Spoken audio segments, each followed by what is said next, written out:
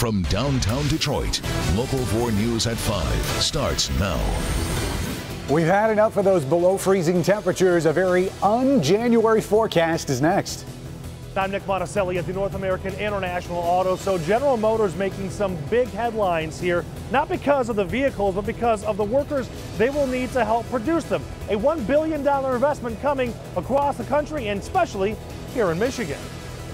But first, the plot thickens. Warren Mayor Jim Fouts says there's no way he'll resign over what he calls phony recordings. Now a former advisor claims the mayor said those things many times before. We start there at 5 o'clock, everyone. Mayor Fouts is not backing down tonight as the scandal over those alleged recordings takes a new twist. Today, a former advisor to the mayor stepped forward.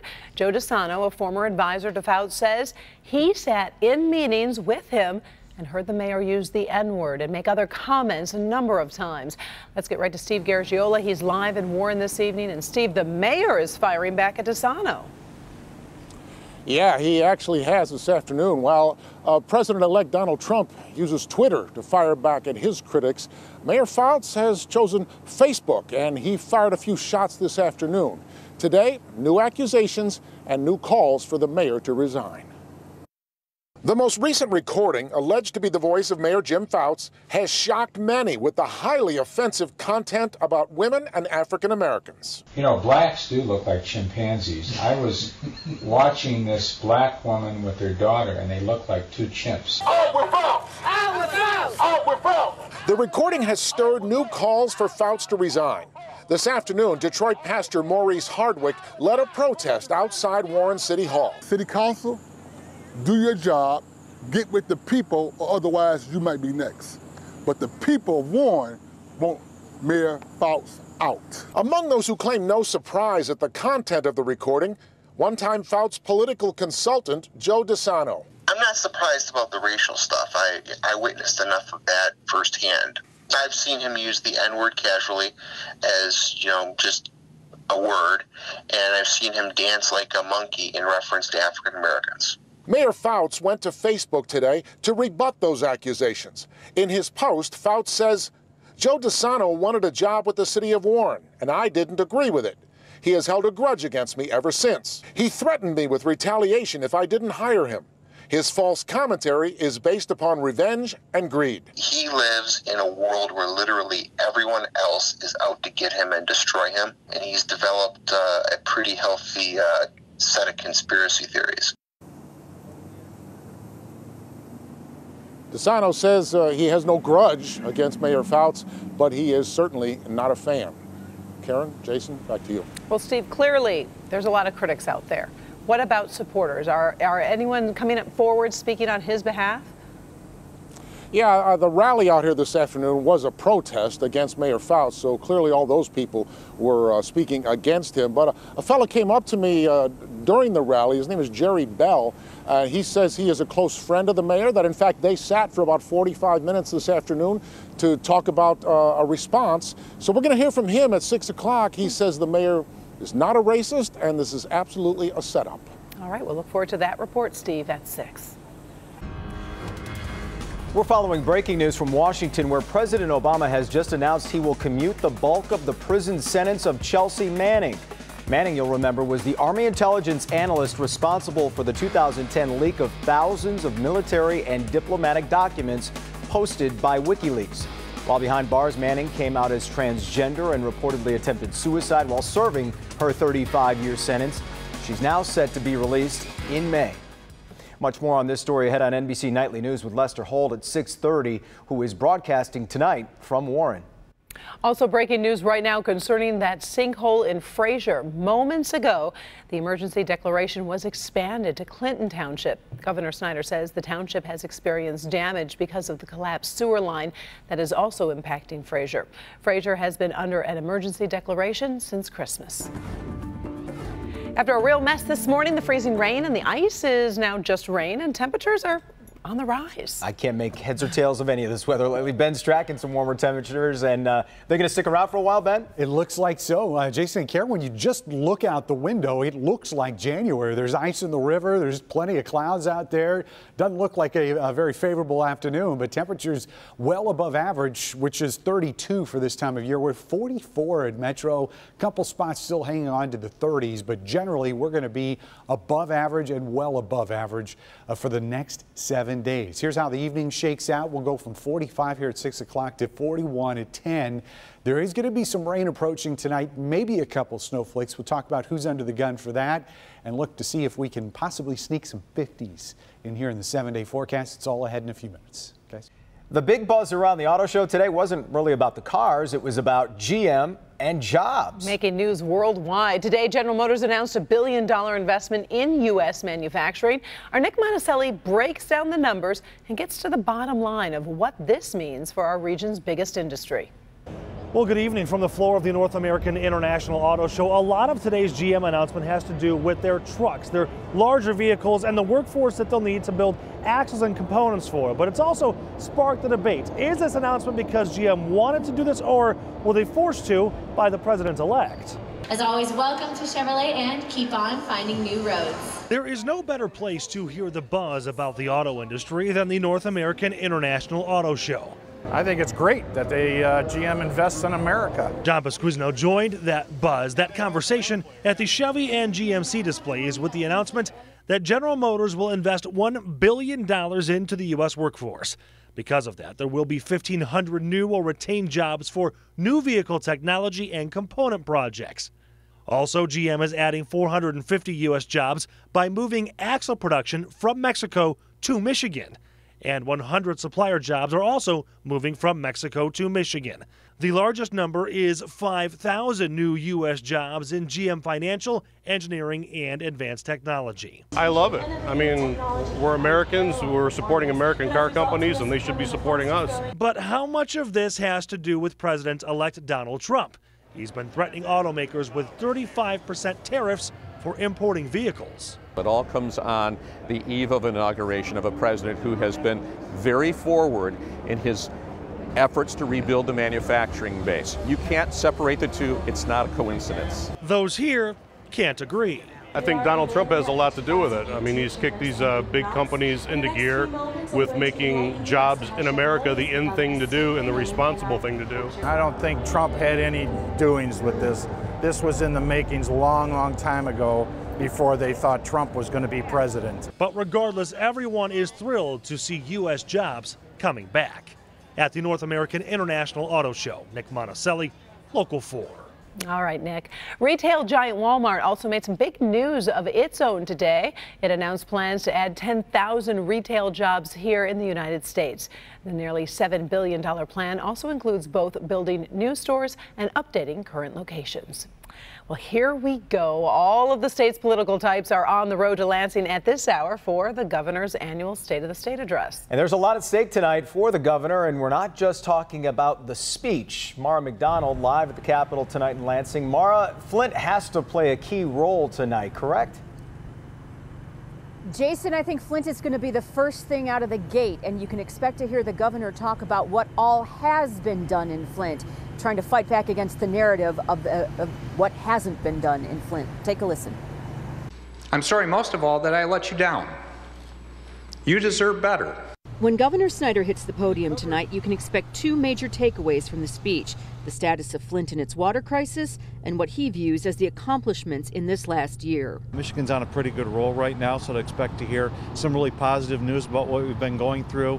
The GM announcement today is pretty significant as part of that. And then going forward, there's still a number of issues to tackle. But the governor is now well into his second term, and the real political fire is in the race to replace him. Expect lots of chatter about that tonight. Already former State Senator Gretchen Whitmer from East Lansing is in on the Dem side. side, and all eyes are on Congressman Dan Kildee to see if he steps into the Democratic primary. On the GOP side, no declared candidates, but lots of buzz over whether AG Bill Schuette and Lieutenant Governor Brian Calley step in. While the governor addresses the legislature and you inside the Capitol starting at 7, outside, instead of the usual protests, expect something different. Progress Michigan, a liberal activist group, plans on making the Romney building a video screen to talk what they say is the real state of the state. We think that it's important that people hear what's really been going on in the state of Michigan since Republicans took total control back in 2010. Back here live, we're heading into the rotunda shortly, and you know, the governor has his speech tonight, but really the legislature has some pretty big items up for discussion here in 2017, like repealing the state income tax. We're going to talk about that more live tonight at 6. And Karen, Jason, also something of interest. You know, usually when you come up here for these State of the State addresses, it's all about public policy and what's going on. I can't tell you how many politicos have come up to me asking about the scandal enveloping Warren Mayor Jim Fouts. So that's very much up for discussion here tonight as well. We're live in Lansing. I'm Mara McDonald. Back to you. All right, Mara, we'll be certainly paying attention to you on Twitter and on Facebook for all the updates as we go ahead with this. And our coverage of the State of the State with the governor's address starts at 7 o'clock right here on Local 4. We'll also be streaming that live on clickondetroit.com. Right now, Michigan native Betsy DeVos is preparing to take senators' questions at her confirmation hearing.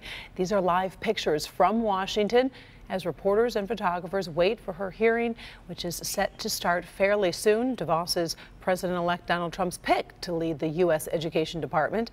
The hearing before the Committee on Health, Education, Labor, and Pensions is going forward over the objections of Democrats. They are concerned because her ethics review, which vets for potential conflicts of interest, is not yet complete.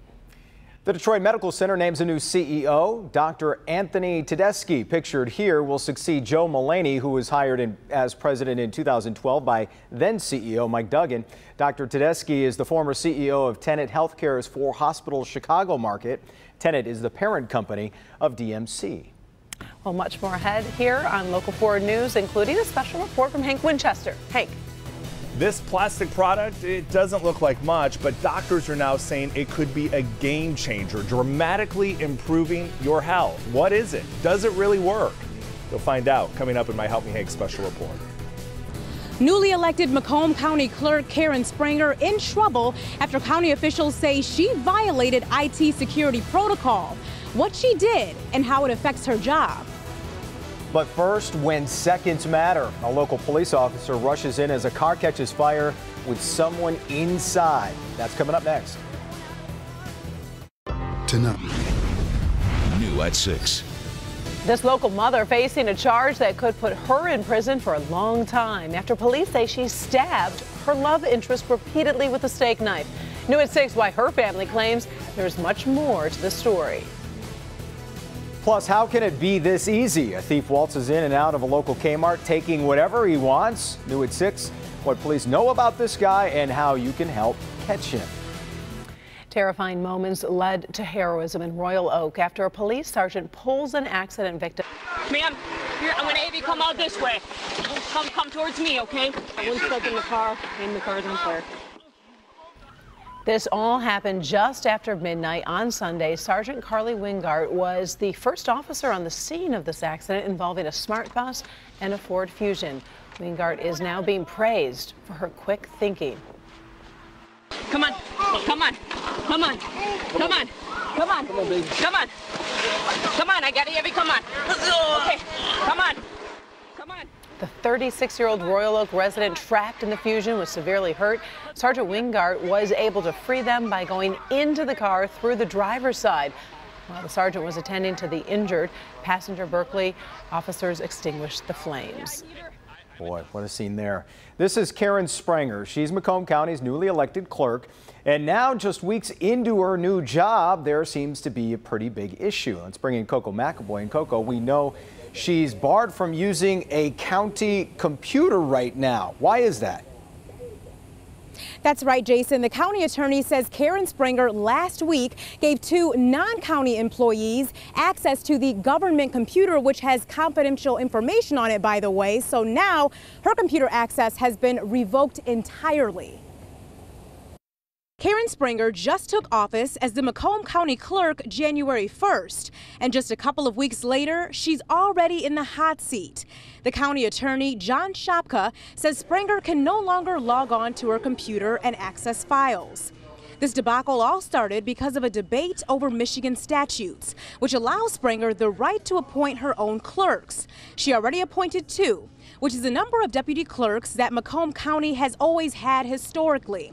But Shopka says Springer wanted to appoint more people, saying it's her right under those statutes, and swore in 2 more associates last week to work as office employees.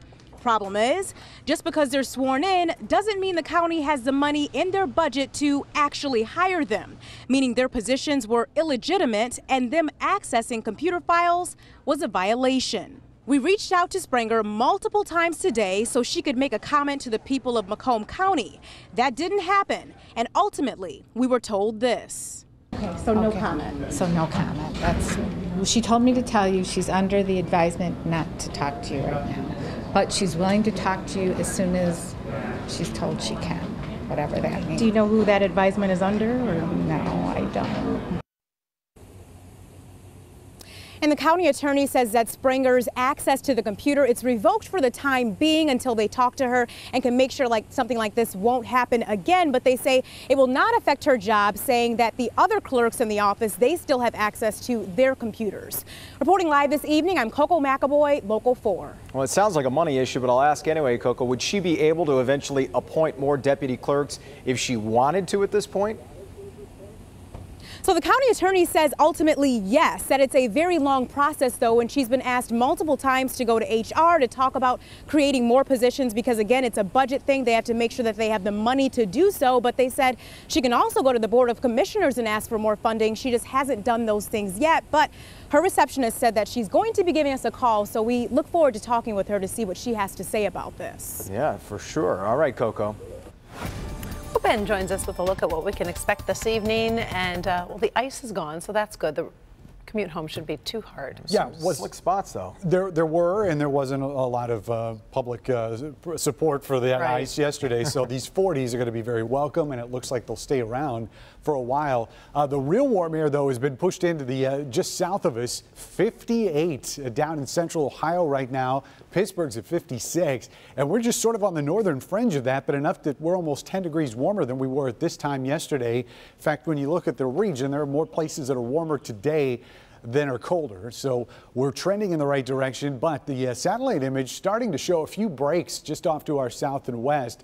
That's not going to help us out tonight, probably allowing those temperatures to dip just a little bit more. However, we're anticipating that the clouds are going to come back here shortly as a disturbance, which is showing up out here with some snow in southwestern parts of Wisconsin, starts to swing through. Mostly that's going to be rain by the time it gets here, but I wouldn't be surprised if there are a couple snowflakes with it. It's not going to last very long, so sometime after midnight we'll see that. That'll be out of here very quickly. In fact, by the time we get up for the morning commute, that'll be completely out of here. Generally clouds tomorrow. By the time those break up Wednesday night and go into Thursday morning, that could be enough to allow some fog to form, so we'll have to watch that as we begin on Thursday morning. Overnight lows tonight, 35, and again, that period of light rain and snow is going to show up after midnight tonight, so until then, look for dry conditions with maybe just a little spit of drizzle if we see that. 42 tomorrow, a few sunny breaks, but again, they're going to be late in the day with that southwest wind. So 42 is going to be our high that we're expecting in our metro zone right around the city of Detroit, Romulus near the airport and downriver. You'll see that number right around 40 degrees here towards M59. South zone, you're going to be in the low 40s tomorrow as well. Just about everybody at 42.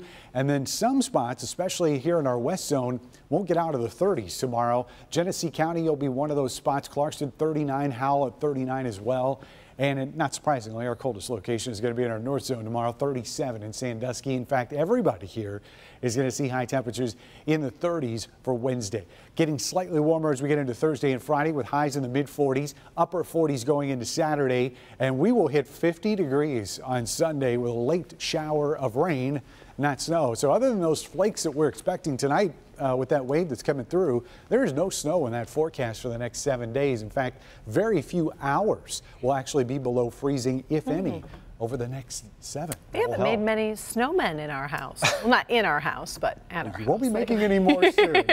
That's for sure. Delay the pond hockey games for a while, too. Yeah. That's true. Thank you, Ben. Hey, Doc. Hey, guys. You know, there are 4 changes that can make your kids healthier and happier. Coming up, I'll show you what they are and how they could help your family. But first, stories from across Michigan, including how this police dog helped save a young man in extreme danger. That's next. Customers. Across Michigan this Tuesday, we're following stories from the state capitol in Lansing and up north in Crawford County. But we begin in the south in Vandalia, and that is where a missing teenager from Indiana was found alive and safe thanks to the help of a police dog. Cass County deputies were called to find the 17-year-old boy who went missing after running away with 2 other teens. When weather conditions threatened the search effort, K-9 Deputy Faust, pictured here, was brought in. It took Faust just 40 minutes to find the teen hiding in the woods. He's now back home in Indiana. Big box stores in Michigan could find themselves being held more liable for injuries that occur in their parking lots. The Michigan Supreme Court has heard arguments in a case that aims to expand liability those stores have when shoppers are injured in parking lot crashes. The case was filed by the family of a woman who was hit and killed in a Bay City Menards parking lot in 2011. In a lawsuit, her family says Menards should have installed stop signs at its crosswalk. The Michigan Supreme Court is being asked to let a jury hear that case. In Crawford County, a homeowner is left relieved after firefighters took time to save her pets in an emergency. This is quite a story. A crew with the Frederick Fire Department quickly rescued the homeowner from her home, which was overcome with carbon monoxide. But they wasted no time going back in for her dog and 2 cats. The firemen even used an oxygen tank and mask to help one of the cats who was in serious distress. Now everyone is expected to make a full recovery. New at 5:30. Headed to the auto show this weekend? Find out how your ticket to the show will get you into another event for free. And you'll be helping out your local community. And a murder mystery unfolds. A man found dead in the street, but there was one thing police discovered at the scene that makes this even more disturbing. On the next Live from downtown Detroit, Local 4 News at 5:30 starts now. A half-naked body riddled with bullets lying on a Detroit sidewalk for hours this morning. And tonight, police are trying to solve the mystery. That male victim was found on the sidewalk with no pants on. It happened on Vassar Street, close to Faust. That's near 7 Mile and the Southfield Freeway. And it all went down very early this morning. And I heard like 3 gunshots. So I was like, what the heck was that? That was at 4:15 this morning when Nikita Green was about to leave the house. Detroit police didn't get the call until about 7:20. Officers arrived to find a man in his 30s dead on the sidewalk. He was naked from the waist down and shot multiple times. For the bodies to just be on the sidewalk, I'm so glad that schools were closed today or the kids would have saw that, you know? It's horrible. Police worked the scene this morning, focusing in and around one house in the Vassar-Glastonbury area. That's like a movie scene. As for Green, she now fears for her 5 kids, and she and her husband are now thinking about buying a home somewhere else. So we wanted to stay, you know, but with this, it's like your kid can just be walking to school and see a freaking dead person, you know? It's really sad. It's scary. I just spoke to Detroit police a little while ago, and as of now, no arrests have been made in this shooting, but they are asking anyone who may have seen something in that neighborhood this morning, a suspicious car or person, anything, to call Detroit police. Karen? Earlier here at 5, we were awaiting the start of the confirmation hearing for Betsy DeVos. She is the Michigan native tapped by Donald Trump to be Secretary of Education. That hearing is now underway, and these are live pictures. Meantime, with 3 days until Donald Trump's inauguration, Vladimir Putin is stepping into the fray.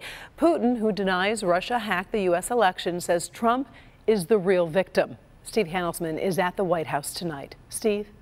In front of cameras here at the White House today, Barack Obama had a chance to respond to Putin's latest move, but instead the president just laughed and walked away without a word about Putin or Donald Trump. Mr. Trump, do we have a word? The president-elect got support from Moscow as he tried to build enthusiasm for his inauguration. With just 40% of Americans now polling positive about a Donald Trump presidency, enter Vladimir Putin again. alleging a political struggle in the U.S. to undermine the legitimacy of the president-elect, calling the leakers of unverified reports about Trump worse than prostitutes. CIA Director John Brennan insisted this is not intelligence community information. He called it repugnant for Trump to have likened U.S. intel officials to Nazis. Trump reignited his feud with Congressman John Lewis, who, alleging that Trump got help from Putin, called Trump's election illegitimate. Lewis saying he will boycott Friday, missing his first inauguration as a congressman. Wrong or lie, tweeted Trump. He boycotted Bush 43.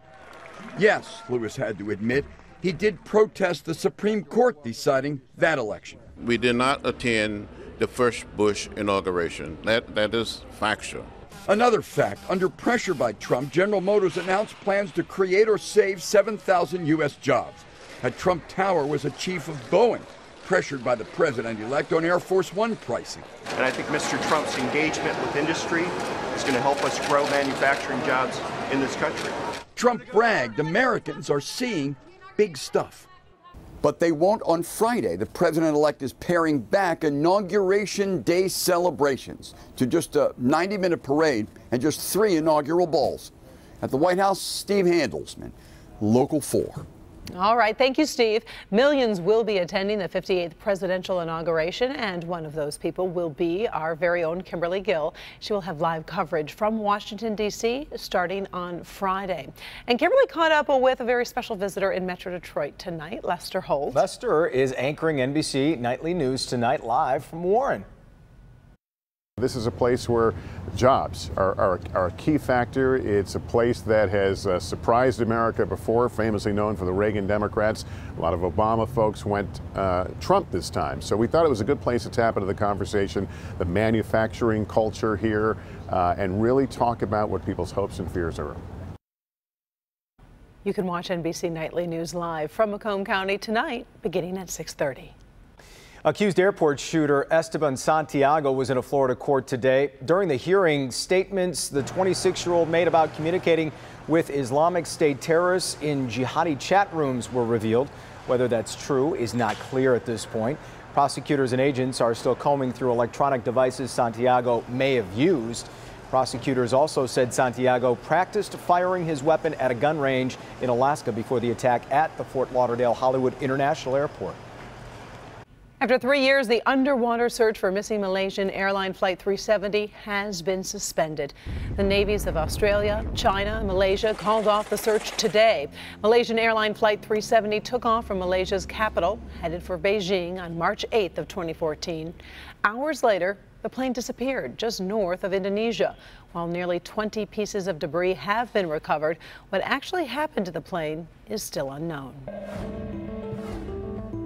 Good health tonight. There are 4 changes that can make your kids healthier and happier. Dr. Frank McGeorge here to show us what those are and how they could help your family. Hey, Doc. Hey, Karen and Jason. You know, you might think of these as resolutions for healthier kids. We asked a local child health expert to share her top 4 recommendations for parents, and the number 1 involves your phone. Spend more time with your kids. And I think part of that is putting your phone away. It's going to be hard. But make a conscious effort to put your phones away and spend really quality time with your kids. Dr. Kelly Levasseur is the Division Director of Pediatric Emergency Medicine at Beaumont Children's Hospital. She's also a mom and says parents need to recognize how disruptive their phone really is. And every time you stop and you look at your phone, they have to try to get your attention again because your attention is drawn away from them. Step 2, be sure your child has the recommended vaccines to reduce their risk of serious illness. Make sure you get their immunizations, and it's not too late to still get the flu vaccine for this year. We are starting to see cases of children with flu, and they can sometimes get very, very sick. Pertussis should also be a priority, with cases continuing to pop up locally. Change number 3, serve a better breakfast. Make sure that their kids eat a really good breakfast. Make sure that there's protein in the breakfast, whether it's, you're looking at the cereals, or you can cook them an egg or a toast with peanut butter. It's really important that you get them up early enough so they can sit down and have time to eat breakfast. By the time they get to school, they're ready to sit down and learn, and they can pay attention and they can focus. Finally, make sure your child isn't overscheduled. Make sure that you have a good balance for your kids between activities and time at home. It can be stressful for kids when they have too much. It is really important for them to come home and just have time to relax. You know, it's okay for your kids to be bored. Now, Levasseur says overscheduling also leaves children overtired and more likely to get sick, and it impacts their ability to do well in school. So, got to pick and choose and figure out what's really important. It does make a difference, because we made a conscious choice to cut back this winter, and they've slept better and ate better, and they're probably more relaxed and right. more you don't zen. have to do. Yeah, I like Zen. Very good. Very good. Thanks, Doc. Well, we're just 3 days away from the Meridian Winter Blast taking over downtown Detroit. Everything from the giant ice slide to those sled dogs and, of course, plenty of hot chocolate. That'll all be available for people heading to Campus Martius. But here's what you might not know. This annual event has an even bigger impact on the community. Kim DeGiulio shows us how. This weekend kicks off the 11th annual Meridian Winter Blast downtown at Campus Martius. It's a great event for the whole family to attend, but more importantly, your attendance impacts these families right here. Ice skating, marshmallow roasting, live entertainment, and even a huge ice slide. Winter Blast is a blast, but it's all for a great cause. The money and food raised at the event goes towards funding Matrix Human Services, a nonprofit organization that focuses on educating and supporting Detroit families. It means a lot to be a part of this program. Does things for children all times of the year, help the seniors. It's $3 to get in, or you can bring 3 non-perishable items to donate instead. We get enough canned goods to last us about a month and a half here. And thanks to Chemical Bank, Matrix is able to collect those donations. We provide the tenting, the fencing, the security, and all of the infrastructure that really helps them be able to accept those donations and collect the items that they need. This year, they hope to get more donations than ever before. They've moved the dates of the Winter Blast to be the same weekend as the auto show. I think you're going to see a lot more people at Winter Blast this year because of that. And for those of you headed to the auto show this weekend, great news. At the show, you can get a stamp on your hand. That will get you into the Winter Blast for free that same day. But of course, you can still make a food or money donation to help out the people here at the Matrix Center. Reporting in Detroit, I'm Kim DeGiulio, Local 4. It's one of the biggest mysteries, what happened to D.B. Cooper and all that money. New tonight, how a necktie could help solve the decades-old case. And it happened in just a matter of seconds. New tonight, what caused this truck right there to crash through the road. Local doctors saying using this product inside this room can dramatically improve your health. What you need to know in my Help Me Hank special report, new tonight. Is better late. New at 6. Police trying to figure out why someone would gun down the father of a 3-year-old girl. Now his loved ones are asking for your help. Plus, why many adults who've accepted asthma as a part of their life may be in for a surprise. Dr. Frank McGeorge has the new research ahead at 6. Tonight, Help Me Hank has a product that doctors say can dramatically improve your health and save you time in the lavatory. That's right. We're talking about the Squatty Potty. It's no longer just for sale online. It's actually gone mainstream, and doctors are revealing what they think about this product. And our consumer investigator, Hank Winchester, is here. And Hank, some people thought the Squatty Potty was a joke, but this is really a medical necessity for some folks. For some people it is. The Squatty Potty, as you will see, definitely not a joke, and here is why. Doctors say that those who have difficulty in the bathroom could get big relief just by using this product. It doesn't look like much. It's white, it's plastic, it's portable. I've seen it on like a bunch of online. What is it for? Kyle, where you sit and this kind of raises your knees for better angle. It's called the Squatty Potty, a plastic product claiming that it can help bring you big relief in the bathroom. Perhaps you've seen the infomercial. Introducing the Squatty Potty. No, Squatty Potty is not a joke. And yes, it will give you the best poop of your life. That's right, it's not a joke. The Squatty Potty is the real deal, according to Dr. Eva Al-Sheikh with Henry Ford Hospital. Humans are built to squat. That's why hundreds and hundreds of years ago, that's how people went to the bathroom. And now with the advent of the Western toilet, you see more constipation. Constipation and other poop-related problems can become a serious issue. Definitely more prevalent in women and the elderly. So it's definitely something that's very common, but we don't commonly talk about because it's a little taboo. It's stool. But now this stool, the Squatty Potty, which retails for roughly $25, it can be bought online and at stores like Target and Costco, is changing the game in the bathroom, bringing relief to many, all because of how it positions your body. There's a muscle called the puborectalis that serves like a sling around our rectum, and it kind of cinches it off or chokes it off. So when we squat, that muscle relaxes and it opens up that angle and straightens out the rectum, and you're able to more easily pass stool. These diagrams give you an idea of how it all works. The product raking up huge sales last year, and now as it rolls into more retail locations, the bathroom boom is on. Was it too much with the diagrams? Okay, here's the Squatty Potty right here, everybody. This is not only available, as we mentioned, at Target and Costco, but also Bed Bath & Beyond. A big seller during the holidays. In fact, my friend Laura got oh my gosh, you are not calling out Christmas your friend. gift. I didn't say her last name. She got it as a Christmas gift from her husband. The gift that keeps on giving. Now listen, you guys, I only have one of these. Keeps on going. Bernie, I know you're eyeing this Squatty Potty. Oh, totally, yeah. Only have one. Yeah. But listen, the doctor says it's legit, and it can really help people that may have a problem. My pediatrician actually helped with my little kiddos because they said they were having issues, so that we put a little step there for them because it affects little kids too sometimes because they don't drink enough water. A step to get up to the toilet, or a Yeah, step? it's a little step like that that they use for their little legs. Okay. So you called out your kid now? Yeah. I make $10 if I don't say a word. So wait till she. I was trying to be very professional here on this topic.